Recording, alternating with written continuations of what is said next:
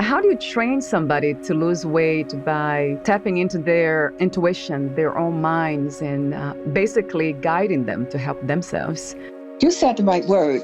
It's not a quick process. It takes time. Like I said, it starts with the mind, the first mind, the mind, and how you learn about you, yourself, your authentic self, your true self. I listened to their story. For instance, if you was someone I was seeing, I would ask you about your story. Right. Write a script about your life, and then the power of your life. And then I would use that to guide you and give you empowerment to make you feel that you can achieve anything you want. And that's through affirmations. You would create your own affirmation. You would create your own meditation, your own visualization. And then it's forming your style of fit. So first things begin with the mind, because most people, when I tell my fast 14 days with just water, they think I'm crazy. They think something's not right. That's amazing. Yeah, but it takes willpower. And I don't do it right away. I failed so many times. Right. But you start slowly by finding out yourself, your true, authentic self, by meditation and learning about the mind. Wow, meditation, yeah, that's a powerful tool. Yes, yeah, and affirmation and visualization, very powerful. Right. So about the mind is the first step, and the second step is creativity. How would you write your script of losing weight? And I changed the word of losing weight because it's like a negative connotation. Yeah. So instead of losing weight, I said your style of fit. Yeah. I turned the negative into a positive. Right. And when you turn it to a positive, the mind accepts it more. Yeah. It works for you in a positive light. So your style of fit or weight loss, it moves to the mind power and then creative power. Yeah. And then we would put together a plan how you would lose weight. What would you like to eat? And it's not about depriving you of everything. Yeah. It's just eating healthy most of the time and working out. And it's not about, I don't go to the gym. I like doing creative things. I like creative dancing. Yeah, I love that too. But that's my style of fit. Right. But somebody else may like to go to the gym and work out. I love the way your method enables us to be free to just come from a place of authenticity. You say authentic self. And that's my next question. What is the authentic self? How do we know when we are acting, thinking from that place? When you won't do certain things, when people cannot influence you to do certain things that go against your core. Right. You know, we all make mistakes. And when you grow in life and have a sense of confidence in yourself and you know yourself, and you know, if, for example, someone breaks your heart, you know you'll be able to get up because you have explored yourself. You explore your true self through meditation, through creativity, through affirmation. You know who you are. You've been tested.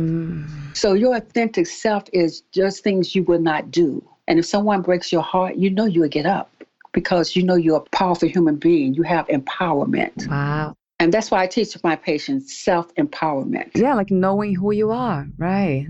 Yes, Yeah. exactly. And that makes sense. Do you think that someone who gets to that place of authentic self and knowing who they are never depressed or anxious, or they never get sick and all that? Or there's also space for that could still happen? Yes, we're all humans. We all get sick. We all get depressed. We all have negative things come against us.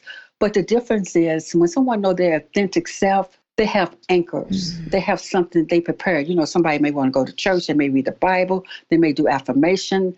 They may do visualizations. They have things that give them an anchor. Or when they fall down, they be able to get back up. Yeah. I love the way you say preparation. It's like almost like being a fighter we are prepared for the challenges of life. It goes back to being positive, seeing the challenges of life or accepting ourselves the way we are first, and everything coming from the place of self-love in a way. You talk about creativity. It's part of your method. I'm wondering, what kinds of creative works relate better to positive change?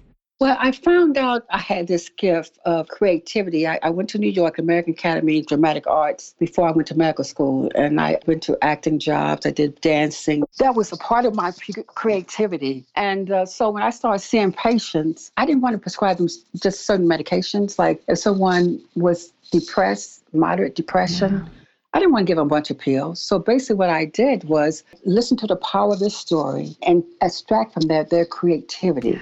And so I used their creativity to help them heal themselves, basically. Right. You wrote, as humans, we are born to create. We are here to expand beyond our body, mind, and heart. What is like to expand beyond the body, mind, and heart, Dr. Audrey? First, you look at yourself in the mirror and you ask yourself, who am I? You look in the mirror, really look in the mirror and talk to yourself. What type of person am I? And if you have low self-esteem, you would say, I am a person that have a lot of confidence. I'm a person that love myself. I'm a person who believe I could achieve anything I want in life. And you keep saying these things and look in the mirror day after day, 21 days, you begin to expand your mind. You will feel a sense of confidence because you have picked up a new habit, a new idea. It goes back to your mind. Do you ever wonder why you can look at the sun and it just warms your heart? Oh, yeah. And do you ever wonder, you can look and see the stars at night and it twinkles? Yeah. Do you ever wonder, like I mentioned before, that you have all these people creating all these great things, iPhones, we just make our life so comfortable. Yeah. But then on the other hand, do you wonder why we have people in prison for murder, people who have self-hatred, who are racist? Yeah. This is all from the human mind. Right. So it tells you the dominant thought of that person, what they're thinking. Right. So if a person is thinking negative and hatred and over, like I say, 21 days to make a habit, it then become automatic, And so that's why we have people that are in prison who don't want to do anything with their life. On the other hand, you have people who are creative. They strive to do something. It's just how you use your mind. My mind is my gold mind.